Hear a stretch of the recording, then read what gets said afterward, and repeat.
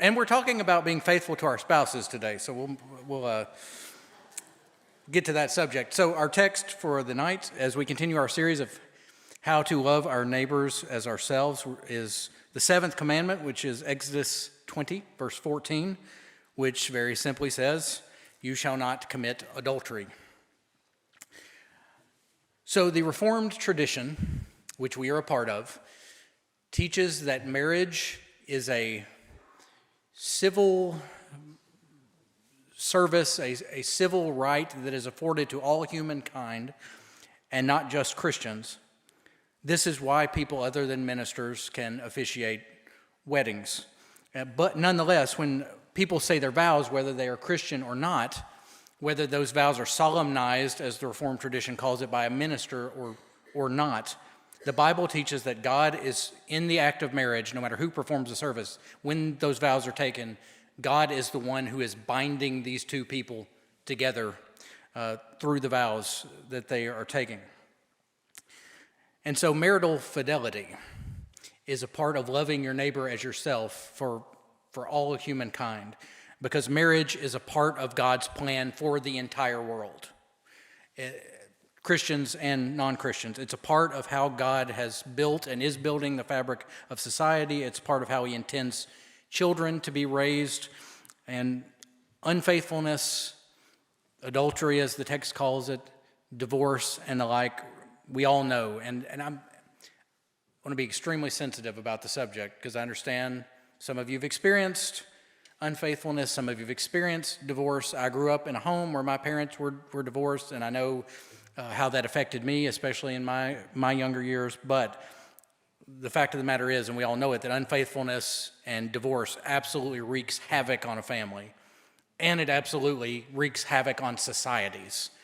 And we've seen that in our own society. I remember in my previous pastorate, we had a Tuesday Bible club, as it was called, where we would, it was a poor town.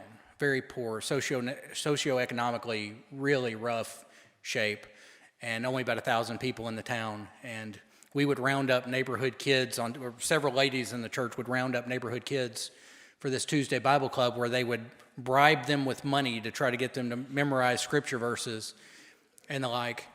And of all, we probably had 15 to 25 kids coming, and not a single one of those kids had a dad in the home.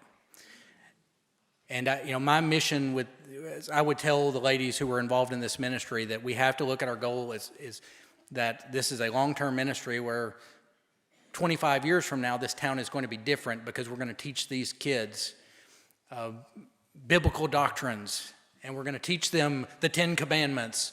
And anyway, I could go on grandstand about the evils of divorce and how modern society is tearing down traditional marriage, and all that's true, but that's not what I want to do. I want to try to minister to us instead. So let me start by going to when Jesus was asked a question about divorce. He quotes the story of Adam and Eve in Genesis 2:24. He quotes Genesis 2:24 specifically. Here's Jesus in Matthew 19 quoting that text. Matthew 19:4 and following.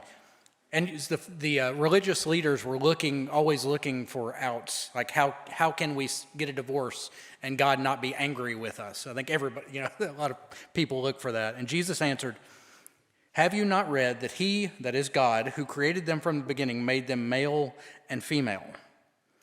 And said, therefore a man shall leave his father and his mother and hold fast to his wife, and they shall become one flesh. So they are no longer two, but one flesh. What therefore God has joined together, let not man separate." Now, you could glean no telling how many applications from that little paragraph of speech from Jesus, but here's just a few little ones as we start to dig into the subject.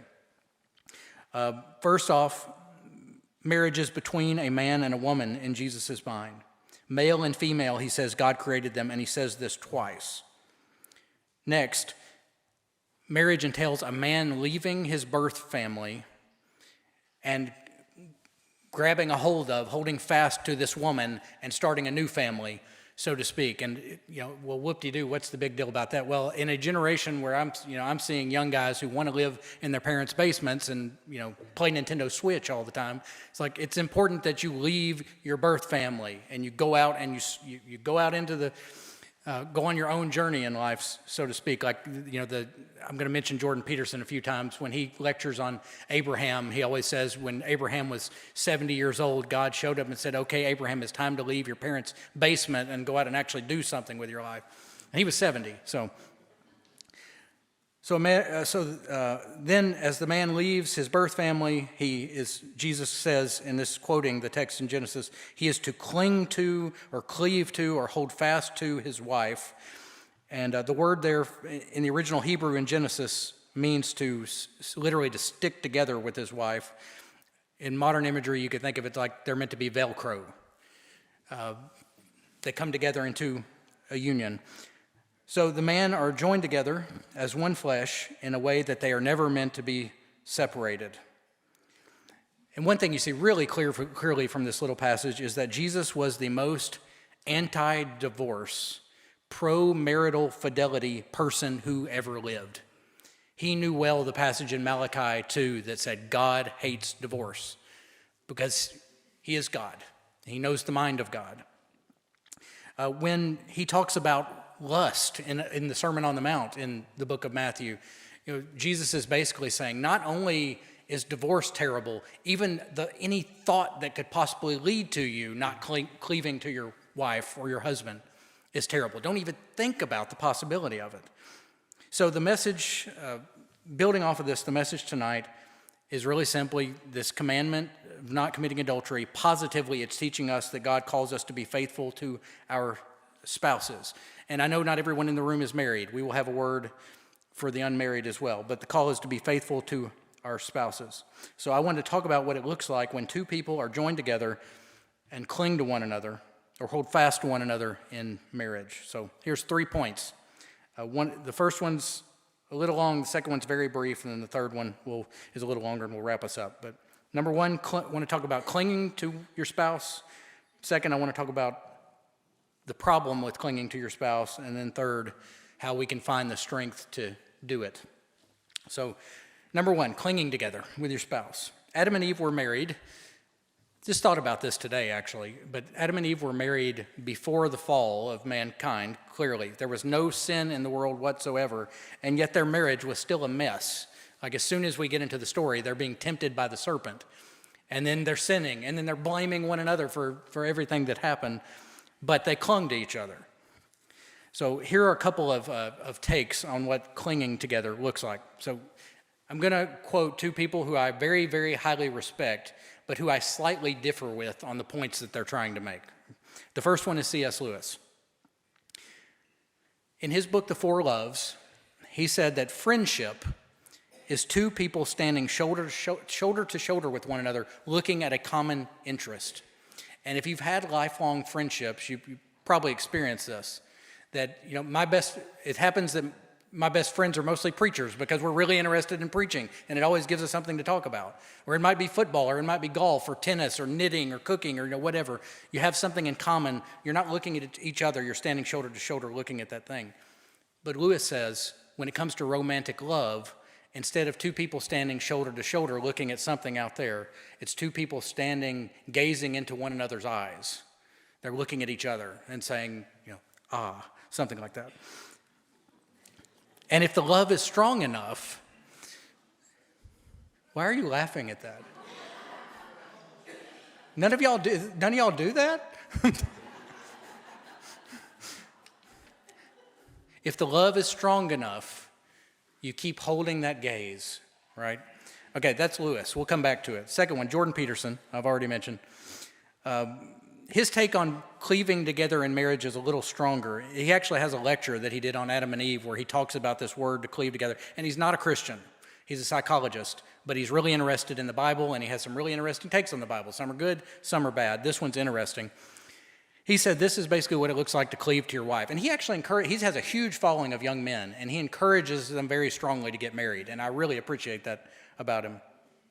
But he said basically what happens in marriage is you take someone who's just as useless and horrible and terrible as you are, and you shackle yourself to that person, and you say, no matter what, neither one of us are running away. It's true. It's true. And so, like the Adam and Eve story, you're shackled together. The serpent's going to attack. You're going to blame one another for all your problems that you have in the world. One of your sons is going to hate the other son and murder him, but no matter what, we're not running away. We're cleaving together. So Peterson says, a marriage is, I'll bet on you, you bet on me. We both know it's a losing bet, but given our present circumstances, we're unlikely to find someone better. I like that.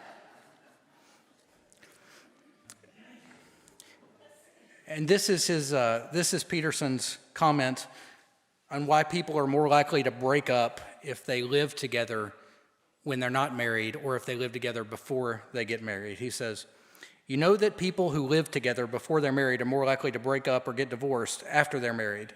Why? And he's talking to a room of young men when he says this. He says, what are you saying to one another when you live together? Well, for now, you're better than anyone else I can trick into liking me. But I'd like to reserve the right to trade you in at my convention if I happen to stumble into someone better. That's why it doesn't work. Clinging to one another means you go all in. You lay all your chips on the table. You put all you know it's a losing bet, but you're going to make the bet nonetheless, and you're going to stick to it. And when you do this, Peterson says, if you leave the option to run away, you'll never be able to tell each other the truth. If you don't have someone around who can't, if you don't have someone around who can't run away, you can't tell them the truth. So he's saying as long as marriage means when you lock together, shackle yourself together and say, I'm not running away no matter what, you can actually be honest with each other because the other person's not going to run away. Living together before marriage, it's what did my old pastor used to say? I can't remember his exact phrase, but when I was dating Amber and he was her pastor before he was my pastor, and he was somewhat protective of her, and he said, Heath, you cannot test drive the car forever. And like, you need to marry this girl or you need to let her go. And I took that, that had a big effect on me when he said that. But if you're in test driving mode, you can always take the car back, right? But when you commit, that changes everything. And you can open up and be truthful with one another. So it's tough, but if you don't do it, you'll never become someone who can tell, you'll never find someone who can that intimately tell you the truth about yourself because you can't just leave. So Adrian Rogers I remember I grew up listening to Adrian Rogers. I say grew up when I was, after I became a Christian, started listening to Adrian Rogers regularly, and I heard him say it a dozen times. Marriage is one man and one woman for one lifetime. And it's, I'm betting on you, you're betting on me, and if we go down in flames, we'll go down in flames together, and hopefully in a blaze of glory. That's sort of thing. So that's number one, what it looks like to cleave together. Number two, here's the problem with cleaving or clinging together. If Lewis, the quote I read earlier is right from Lewis, and romantic love is gazing into one another's eyes longingly, and hopefully you can hold that stare. Have you ever been in a staring contest? They're not fun.